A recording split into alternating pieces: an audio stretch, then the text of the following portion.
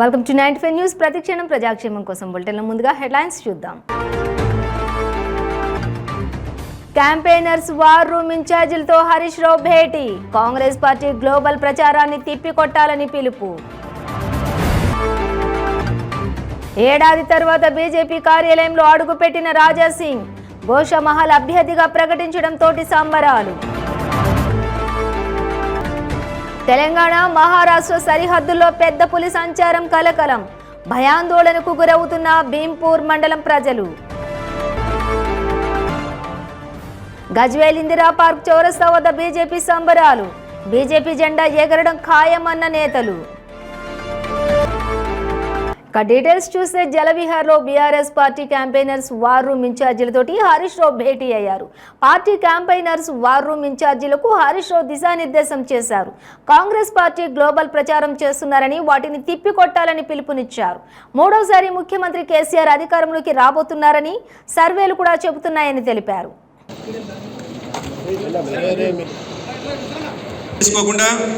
జై తెలంగాణ, జై తెలంగాణ. ఎంత నిబద్ధతతోటి పనిచేస్తున్నారని చెప్పడానికి మీరు ఈ ఆలోచించినటువంటి సమయం నిజంగా మీ అందరూ. కేసీఆర్ గారిని మూడవసారి గెలిపించబోయే దసరా. ఎప్పుడైనా దసరా అంటేనే ఈరోజు ఈ రాష్ట్రంలో కాంగ్రెస్ పార్టీ కానీ బీజేపీ కానీ వాళ్ళు రకరకాల గ్లోబల్స్ ప్రచారంతో వారు ఎన్నో ప్రయత్నాలు చేస్తూ ఉన్నారు. వాటన్నిటిని కూడా తిప్పికొట్టి మరి దసరా మనకు మళ్ళీ ఒకసారి అద్భుతమైనటువంటి విజయాన్ని సాధిస్తుందనడంలో నాకు ఎటువంటి అతిశయోక్తి లేదు. ముమ్మాటికి ఇవాళ అన్ని సర్వేలు చెప్తున్నాయి, ఫీల్డ్ రిపోర్ట్స్ చెప్తా ఉన్నాయి బీఆర్ఎస్ పార్టీ. హైదరాబాద్ గోషామహల్ నియోజకవర్గం ఎమ్మెల్యే రాజాసింగ్ దాదాపుగా ఏడాది తర్వాత బీజేపీ కార్యాలయంలో అడుగుపెట్టారు. గతేడాది రాజాసింగ్ను అధిష్టానం సస్పెండ్ చేసింది. అప్పటి నుంచి ఆయన పార్టీ కార్యాలయానికి దూరంగా ఉన్నారు. తాజాగా ఆయనపై ఉన్న సస్పెన్షన్ను ఎత్తివేయడంతో పాటు గోషామహల్ అభ్యర్థిగా అధిష్టానం ప్రకటించింది. ఈ నేపథ్యంలో ఆయన ర్యాలీగా కార్యాలయానికి వచ్చి పార్టీ రాష్ట్ర అధ్యక్షులు కేంద్ర మంత్రి కిషన్ రెడ్డిని కలిశారు.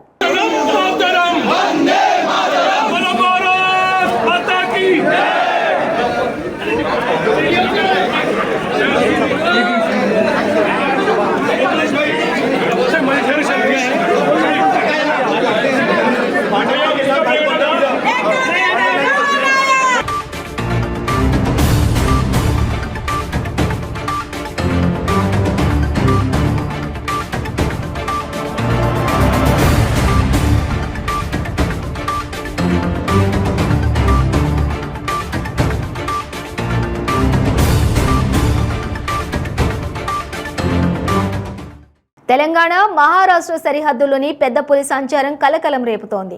అర్ధరాత్రి లారీ డ్రైవర్లకు రోడ్డుపై పులి కనిపించడంతో బెంబేలెత్తిపోయారు.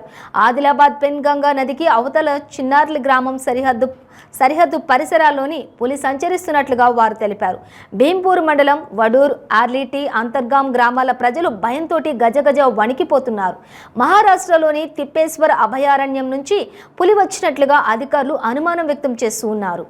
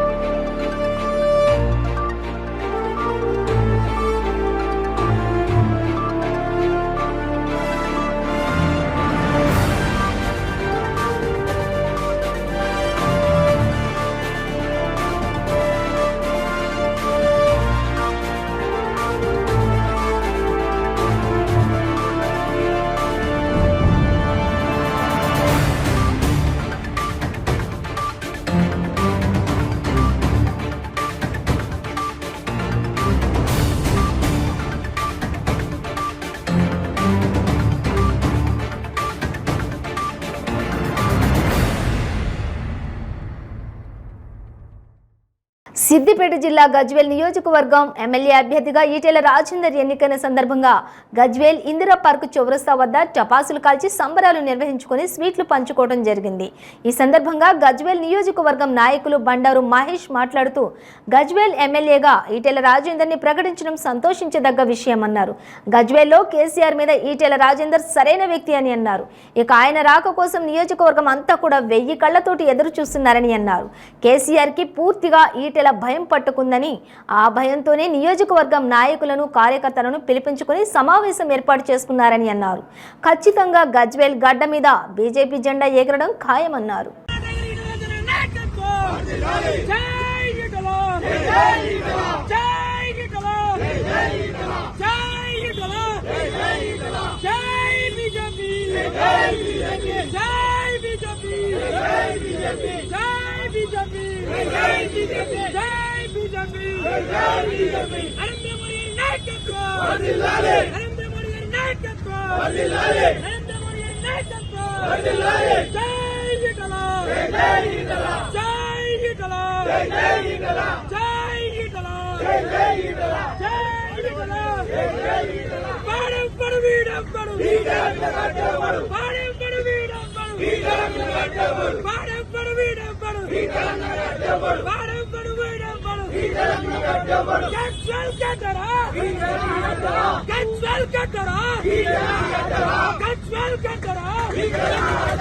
రాష్ట్ర శాఖ ఈరోజు ఎమ్మెల్యే లిస్టులను ఈరోజు ప్రకటించడం జరిగింది. దీంట్లో గజ్వేల్ నుంచి తెలంగాణ టైగర్, అడుగు బలహీన వర్గాల ఆశాజ్యోతి, పేదల పెన్నిలైనటువంటి గౌరవనీయులు ఈటెల రాజేందర్ గారిని గజ్వేల్ నుంచి కేసీఆర్ కి సరైనడు, కేసీఆర్ కి ఒక మొగుడు అని చెప్పేసి ఇలా రాష్ట్ర పార్టీ గుర్తించి ఈటెల రాజేందర్ గారిని కేసీఆర్ మీద పోటీకి నిలబెట్టాలి. ఇలా కేసీఆర్ ను తెలంగాణ రాష్ట్రంలో నామరూపం లేకుండా చేయాలని చెప్పేసి ఇలా ఈటెల రాజేందర్ గారిని గజ్వేల్ నుంచి ప్రకటన చేయడం జరిగింది. ఇలా గజ్వేల్ ప్రజల తరఫున, ఇలా గజ్వేల్ ప్రజల మేమందరం కూడా హర్షం వ్యక్తం చేస్తా ఉన్నాం. ఇలా కేసీఆర్ ఇలా నువ్వు తెలంగాణ రాష్ట్రంలో 10 సంవత్సరాలు ఇలా తెలంగాణ రాష్ట్రానికి గజ్వేల్ కు 10 సంవత్సరాల నుంచి తెలంగాణ రాష్ట్రంలో గజ్వేల్ కు నువ్వు ఏం కూడా ఉరగబెట్టింది లేదు.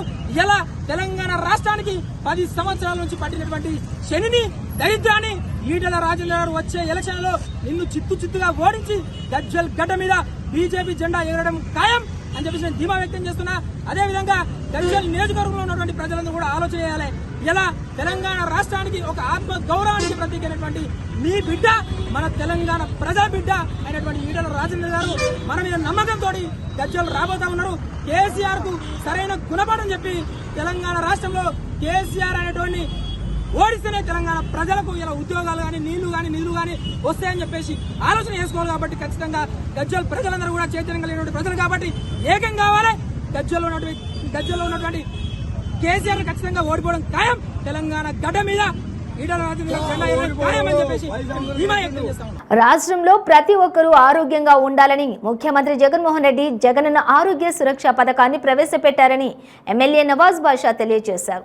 మదనపల్లె పట్టణం రామారావు కాలనీ నందు 29వ వార్డుకు సంబంధించి జగనన్న ఆరోగ్య సురక్ష వైద్య శిబిరాన్ని ఎమ్మెల్యే ప్రారంభించారు.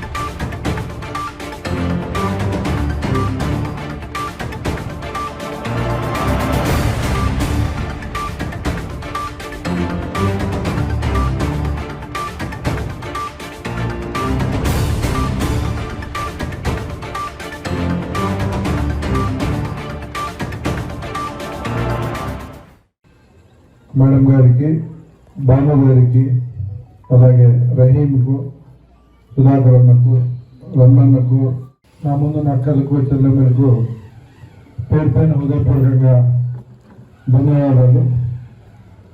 ముఖ్యంగా ఏదైతే మెడికల్ టీం ఉందో వాళ్ళకు ముఖ్యంగా కృతజ్ఞతలు తెలియజేసుకోవాల్సిన అవసరం ఉంది.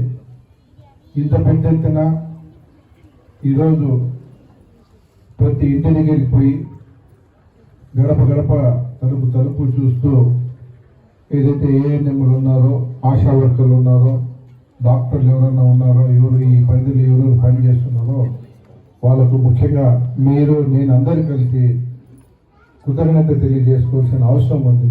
దాదాపులు 22 రోజులు 23 రోజుల నుంచి ప్రతి దినము వాళ్ళు మీ ఇంటి దగ్గరకు వచ్చి మీ మంచి కోరి, మీ ఆరోగ్యం గురించి కోరి ఇంత పెద్ద ఎత్తున చేస్తూ ఉన్నారంటే దీని వెనకాల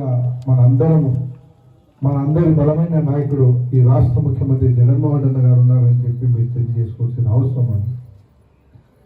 ముఖ్యంగా మీ అందరూ తెలుసు, ఏదైతే దేవేంద్ర రాజశేఖర రెడ్డి గారు ఒక డాక్టర్గా ఉన్నారు, తన తండ్రి డాక్టర్గా ఉన్నప్పుడు ఆయన చేసిన సేవలు, ప్రజలు గుర్తించిన ఆరోగ్యం గురించి ఈరోజు ఈ రాష్ట్ర ముఖ్యమంత్రి జగన్మోహన్ రెడ్డి గారు ఈ రాష్ట్రానికి ఆరోగ్యమే మహాభాగ్యం అన్నట్టు మీ అందరి జీవితాల్లో వెలుగు తేవాలి, మీరు సుఖ సంతోషాలతో ఉండాలంటే ఈ ఆరోగ్య సురక్ష ప్రోగ్రాం అని పెట్టి ప్రతి ఒక్కరూ మీ ఇంటి దగ్గరకు వచ్చి ఈరోజు కార్యక్రమం చేస్తున్నాము. కుల జనగణనతోటే సామాజిక సమగ్రత సాధ్యమని సిడబ్ల్యూసి సభ్యుడు రఘువీరారెడ్డి అన్నారు. దేశ సంపదను జనాభా దామాషా ప్రకారం అందరికీ సమానంగా పంచడం కుల జనగణనతోటే సాధ్యమవుతుందని అభిప్రాయపడ్డారు. అనంతపురం అంబేద్కర్ సర్కిల్లోని బీసీల కుల జనగణన అంశంపై సమావేశం నిర్వహించారు. ముందుగా ఆర్ఎన్బి బంగ్లా నుంచి అంబేద్కర్ సర్కిల్ వరకు ర్యాలీ నిర్వహించారు. అనంతరం నిర్వహించిన సమావేశానికి రఘువీర, కొప్పులరాజు, పిసిసి అధ్యక్షులు గిడుగు రుద్రరాజు, తులసిరెడ్డి తదితరులు హాజరయ్యారు. స్వాతంత్ర్యం వచ్చిన తర్వాత కూడా బలహీన వర్గాల కోసం, ఓబీసీల కోసం కాంగ్రెస్ పార్టీ అనేక పథకాలను ప్రవేశపెట్టిందని అన్నారు.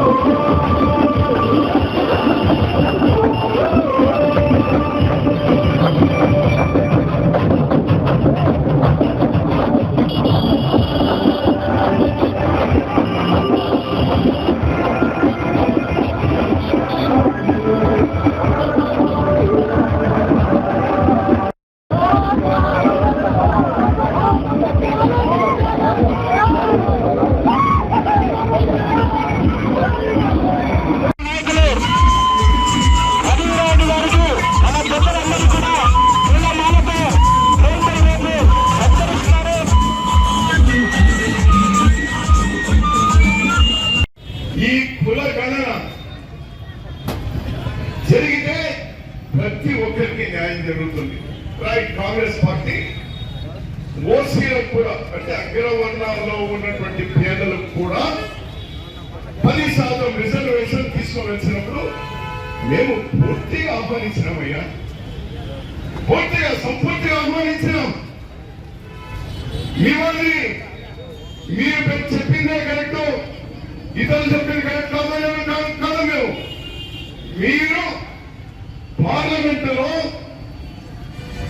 5 సంవత్సరాల క్రితం అగ్రవర్ణాల పేదలకు 10% రిజర్వేషన్ తెచ్చినప్పుడు మేము ఆ రోజు అంగీకరించినాం, సంపూర్తిగా అంగీకరించినాం. పార్లమెంట్ లో రోజు మేము దానికి అండగా నిలబడ్డాం. ఎవరు అంటారు నేను ఈరోజు? ఎవరు ఆ 10% ఎవరు? 10%లో పేదలు ఎవరు? ఎవరికి అమలు కావాలి? ఎట్లా తెలుస్తుందని ఈరోజు తులసిరెడ్డి గారిగా రెడ్లలో ఉన్నటువంటి 10%లో తులసిరెడ్డి గారికి లబ్ధిపోవాలా, లేక ఆ నిరుపేద ఎవరైతే ఎకరాలో 2 ఎకరాల్లో ఉన్నటువంటి రెడ్డికి పోవాలా? ఎట్లా తెలుస్తుంది? అందుకోసమే కాంగ్రెస్ పార్టీ ఈ రోజు కేవలం కుల గణనే కాదు. నిర్మల్ జిల్లా బాసుర శ్రీ జ్ఞాన సరస్వతి దేవాలయంలోని శ్రీ శారదీయ శరన్నవరాత్రి ఉత్సవాలలో భాగంగా అమ్మవారు మహాగౌరి అలంకారంలోని భక్తులకు దర్శనమిచ్చారు. అమ్మవారికి చక్కెర పొంగలి నైవేద్యంగా నివేదన చేశారు.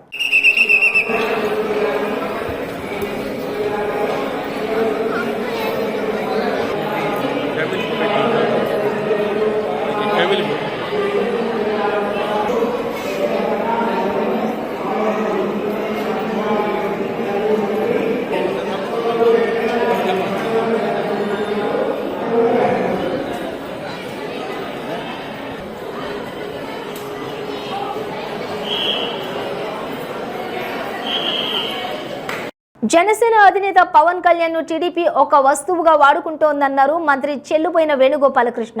అలాగే టీడీపీ అధినేత చంద్రబాబు శకం ముగిసిందని వ్యాఖ్యలు చేశారు. రాజకీయాలపై పవన్ ఆత్మ పరిశీలన చేసుకోవాలని హితవు పలికారు.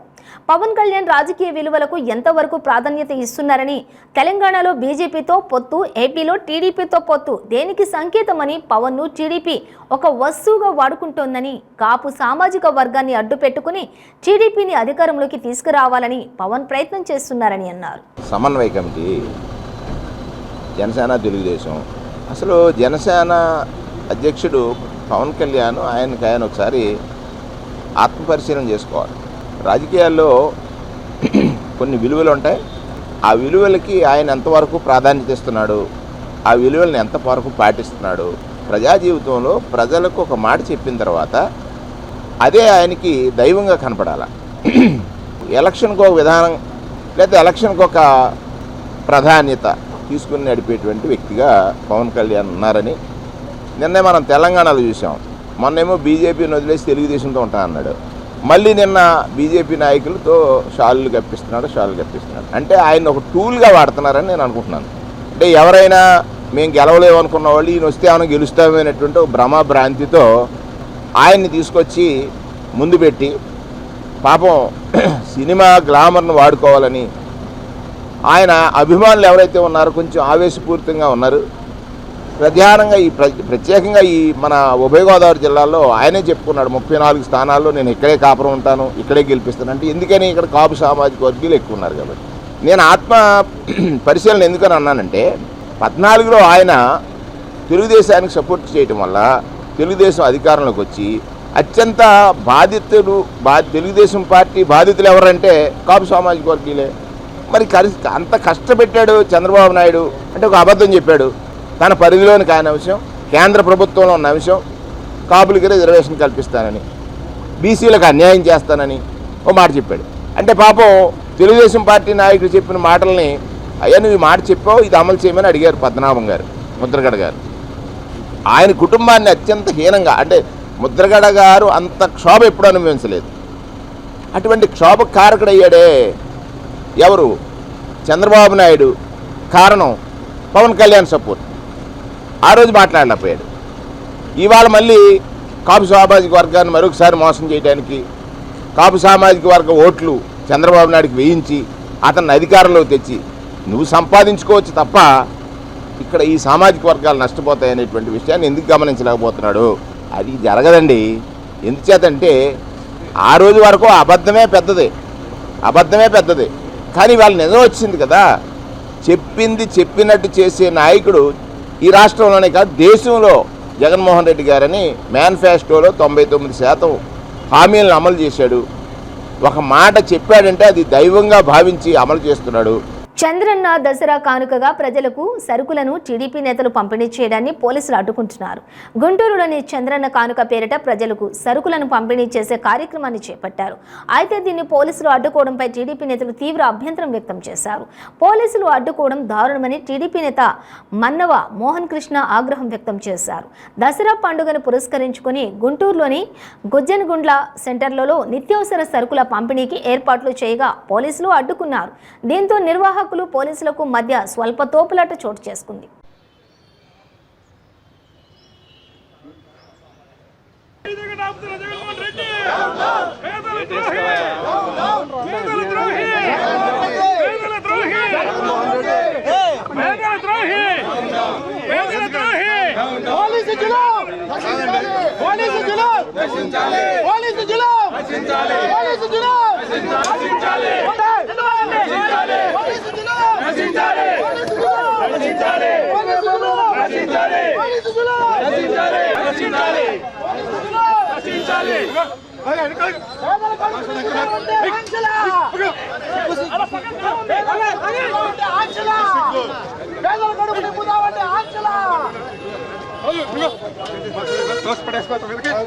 పోలీసులు తెచ్చిపోతావే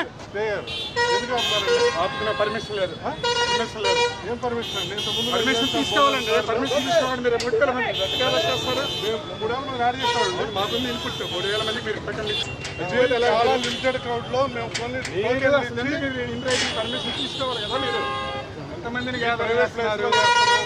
మీరు ఎంతమందిని గ్యాదర్ చేస్తున్నారు? ఏం చేస్తున్నారు? పైగా ఫస్ట్ టైం కాదు, నేను గతంలో ఉగాది చేశాను, రంజాన్ చేశాను. ఎప్పుడు పెట్టాను పబ్లిక్ ప్లేస్ పెట్టాను. పబ్లిక్ ప్లేస్ కాదు, ప్రైవేట్ ప్లేస్. కంజెస్టెడ్ ఏరియాలు ఎట్లా పెడతారు? ఇన్ని వేల మంది ఎంతమంది పడతారు? పోలీసు వాళ్ళు కొంతమంది వస్తారు, 10,000 మంది వస్తారు. 10,000 మందిని ఎవరు చెప్పారండి? ఇది ఎంతమందికి పెట్టారు మాకు ఎలా తెలుసు? మీరు ఊహించుకొని ఇబ్బంది పెట్టాలి. 1,500 మందికి 1,500 మంది 3,000 వస్తారు. తీసుకున్నట్టు ఎవరు బాధ్యులు? ముందే పర్మిషన్ తీసుకోవాలి కాదండి, 100 మీరు ముందే పర్మిషన్ తీసుకోవాలి. కేవలం ఏంటంటే చంద్రబాబు నాయుడు గారి పేరు మీద ఉంది కాబట్టి ఇది మాకు రాజకీయం కాదండి, ఇది సేవా కార్యక్రమం. ఇది పేరు చంద్రబాబు కాను కాబట్టి చంద్రబాబు నాయుడు గారి ఆయన పేరు మీద చేస్తున్నాం కాబట్టి ఇబ్బంది పెట్టాలని చెప్పేసి పేదవాళ్ళకి చెప్పేసి మీరు పెడతాను బాధ్యత. కానీ ఇక్కడ మా ఉద్దేశం ఏంటంటే తొక్కిసలాడని ఎవరికి నష్టం జరగకూడదని. నేను ఇక్కడ మాకున్న ఇన్పుట్స్ కాదండి, నేను 3,000 మందికి మీరు టోకెన్లు ఇచ్చారు. 3,000కు 3,600 మంది వస్తాడు. మనం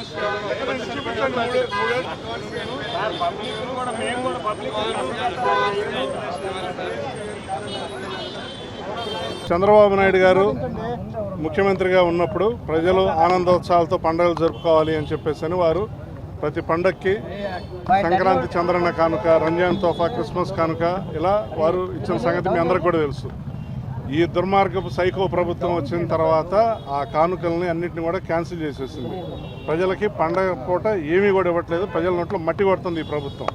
నారా చంద్రబాబు నాయుడు గారు చేసిన ఈ కానుకలనే స్ఫూర్తిగా తీసుకొని నేను కొన్ని సంవత్సరాల నుంచి ప్రతి పండగకి చంద్రన్న కానుక అని, అలానే రంజాన్ తోఫా, క్రిస్మస్ కానుకలు ఇవ్వడం జరుగుతూ ఉంది. ఈ సంవత్సరం కూడా నేను ఉగాదికి చంద్రన్న కానుక ఇచ్చాను, రంజాన్ తోఫా కూడా ఇచ్చాను. రేపు ఎల్లుండి దసరా పండుగ సందర్భంగా ఇవాళ ఇక్కడ దసరా చంద్రన్న కానుక పేరిట పేదలకు నిత్యావసర సరుకుల కిట్ని అందజేద్దాం అనుకున్నాం. పండగ వస్తుంది, వాళ్ళు పండగ ఈ ప్రభుత్వం ఏమి ఇవ్వట్లేదు, ప్రజలు పండగని ఆనందోత్సవాలతో జరుపుకోవాలి అని నాకు చేతనైనంత రీతిలో నేను వాళ్ళకి ఒక నిత్యావసర సరుకు కిట్ ఇద్దామని చెప్పేసి దసరా చంద్రన్న కానుక పేరిట ఈరోజు ఇక్కడ పెట్టుకున్నాం. చెప్తాను నేను మాట్లాడిన తర్వాత మీ అందరూ అని చెప్పేసి ప్లాన్ చేసుకున్నాం. సడన్గా అర్ధరాత్రి నాకు పోలీసుల ఉన్నతాధికారుల నుంచి మీరు 10,000 మందితోటి ఇక్కడ చేస్తున్నారు ఈ కార్యక్రమం, దీనిలో తొక్కిసలాట జరుగుతుంది అని చెప్పేసి ఒక అభూత కల్పనలో అభాండాలు వేసి ఈ కార్యక్రమాన్ని వాళ్ళు రద్దు చేసుకోవాల్సిందిగా డిమాండ్ చేశారు. నేను 10,000 మంది అనేది అది శుద్ధ అబద్ధం. మేము కేవలం కొన్ని వందల సంఖ్యలోనే ఇద్దాం అనుకున్నాం. వాళ్ళు ఎట్లా ఒకట ఈ కార్యక్రమాన్ని ఆపాలి అని వాళ్ళే వేల సంఖ్యలో, ఒక ఆయన 5,000 అన్నాడు, ఇంకొక ఉన్నతాధికారి నాతో 10,000 అన్నాడు. అంటే నేను అన్నాను, ఇది మేము ఎంతమంది వస్తున్నారో మాకు స్పష్టమైన అవగాహన ఉంది, ఎందుకంటే మేము అందరికీ టోకెన్లు ఇచ్చాం. ఎంతమంది వస్తున్నారో తెలుసు. మేము కేవలం కొన్ని వందల సంఖ్యలోనే టోకెన్లు ఇచ్చింది. ఎక్కడ ఏ విధమైన తొక్కిసలాట లేకుండా బ్యారికేడ్లు పెట్టాం. చాలామంది సుశిక్షితులైన వాలంటీర్లు ఉన్నారు. దీని మీద నిన్న కూడా మేమంతా కూడా ఒక డెమో కూడా అంతా కూడా తీసుకోవడం జరిగింది. ఏ విధమైన ఇబ్బంది లేకుండా ఈ కార్యక్రమం చేద్దామని చెప్పి అన్ని విధాలా ప్రణాళికలు చేసుకున్నాం. పైగా ఇది మొదటిసారిగా నేను చేయటం. గతంలోనూ కూడా నేను ఈ పండుగలకి చంద్రన్న కానుకలు ఇచ్చాను, రంజాన్ తోఫాలు ఇచ్చాను, ఎప్పుడు చేస్తానే ఉన్నాను. గోదావరిలోని గల్లంతైన 4 యువకుల్లో 2 మృతదేహాల ఆచూకీ లభ్యమైంది. నదిలోని మునిగిపోయిన సమీపంలోనే మృతదేహాలను గుర్తించారు. మృతులు ముద్దిన పనీంద్ర గణేష్గా, పెండ్యాల బాలాజీగా గుర్తించారు. ఇక మిగిలిన మరో 2 కోసం ఆచూకీ కోసం గజ ఈతగాళ్లు 3 చోట్ల బోట్లతోటి గాలిస్తూ ఉన్నారు. నిన్న విహారయాత్ర కోసం వచ్చినటువంటి గోదావరిలో 4 యువకులు కూడా గల్లంతయ్యారు. వారంతా కూడా పశ్చిమ గోదావరి జిల్లా తణుకుకు చెందిన వారుగా అధికారులు గుర్తించారు.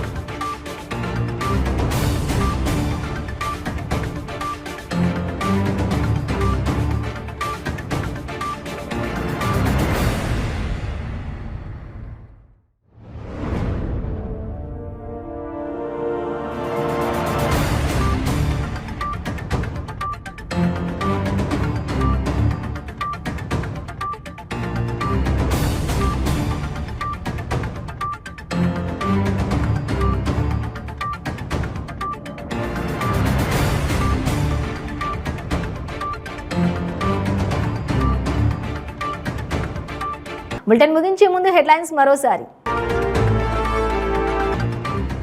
Campaigners war room ఇన్ఛార్జీలతో Harish Rao భేటీ. కాంగ్రెస్ పార్టీ గ్లోబల్ ప్రచారాన్ని తిప్పికొట్టాలని పిలుపు.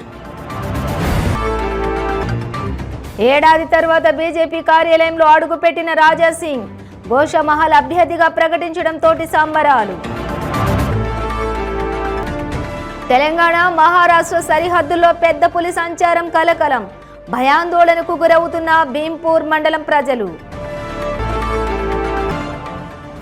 గజ్వేల్ ఇందిరా పార్క్ చౌరస్తా వద్ద బీజేపీ సంబరాలు. బీజేపీ జెండా ఎగరడం ఖాయమన్న నేతలు. ఇవి బులెటిన్ డీటెయిల్స్. చూస్తూనే ఉండండి 95 న్యూస్.